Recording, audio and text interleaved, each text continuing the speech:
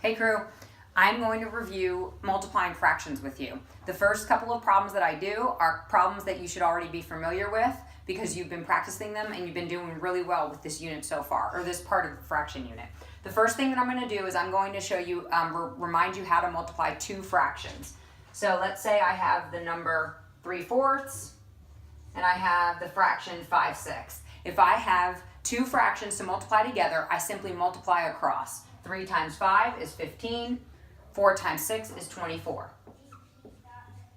The most important thing you need to remember is that you always want to simplify or reduce your fraction. Simplify and reduce mean the same thing. You want to make sure it's in simplest form. I know that a factor of 15 and 24 is 3. I know that 3 divides into 15 5 times, and I know that 3 divides into 24 8 times.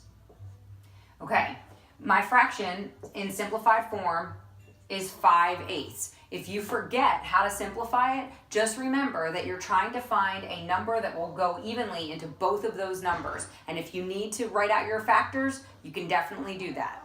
Okay, the next thing that you learned was multiplying a fraction by a whole number. So let's say I wanted to multiply 2/3 times 18.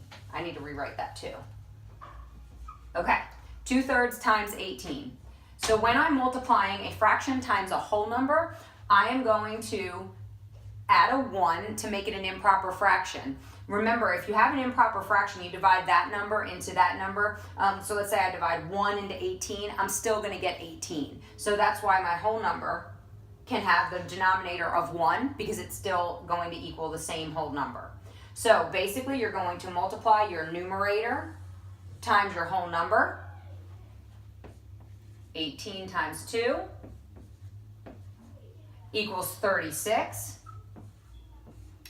3 times 1, of course, is 3, or you can just keep your denominator the same, okay? Now, I know that this is an improper fraction, and an improper fraction is not in simplified form. So I have to see how many times the denominator can be divided, divided into the numerator. So I'm going to divide 3 into 36.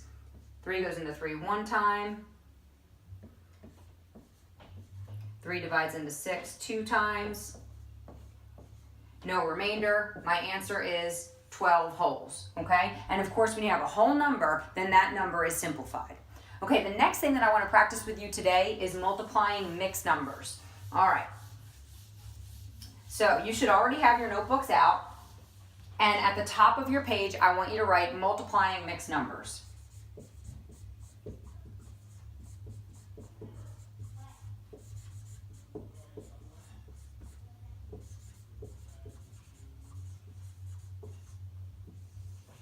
Okay, so in this example, I'm going to multiply 7 1/2 times 2 3/4. Okay, so when I'm multiplying mixed numbers, step 1 is going to be to change your mixed numbers to improper fractions. Change mixed numbers to improper fractions. Okay, step 1. If you forget how to change your mixed numbers to your improper fractions, refer back to your notes. And I'm pretty sure I have a YouTube video on that, so refer back to that as well. Okay, so I'll go over that quickly with you now. You're going to take your denominator, you're going to multiply it by your whole number, and then you're going to add in your numerator. 2 times 7 equals 14, plus 1 equals 15. Your denominator stays the same. Same thing here. 4 times 2 equals 8, plus 3 equals 11. Denominator stays the same. Now I'm in a situation where I can just simply multiply across. So step 2, multiply across. And when I say multiply across, I basically mean multiply my numerator by my numerator and multiply my denominator by my other denominator. Okay, so now I'm going to work over here to figure out what 15 times 11 is. Okay, 15 times 11 equals 165. 4 times 2 equals 8. This is an improper fraction. I know that an improper fraction is not in simplified form, so I need to divide 165 by 8. 8 goes into 16 2 times. 8 does not go into 5. So I have 5 as my remainder, 5 is left over. So if I wanted to simplify this number, I know that 8 goes into 165 20 times, 5 left over, and 8 is my denominator. Anytime you want to check that to make sure that your math is correct, you can always change it back from a mixed number to an improper fraction. 8 times 20 is 160. 160 plus 5 is 165. And of course, like we said, our denominator stays the same. So step 3, which we just did, would be to simplify. Remember, that's your last step always. Okay.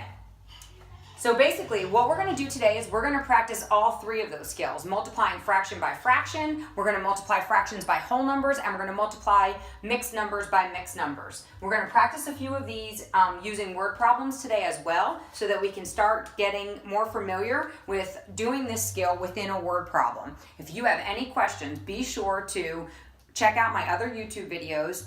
Ask me for extra help or ask me for extra sheets that you can do at home. I will be more than happy to give you I'd be more than happy to reward you with positive slips for any extra practice that you're doing at home. So make sure that you're studying and looking over your notes and your steps every night so that you can feel more comfortable with these skills and get a little bit better at them before you go to middle school. Thanks for watching.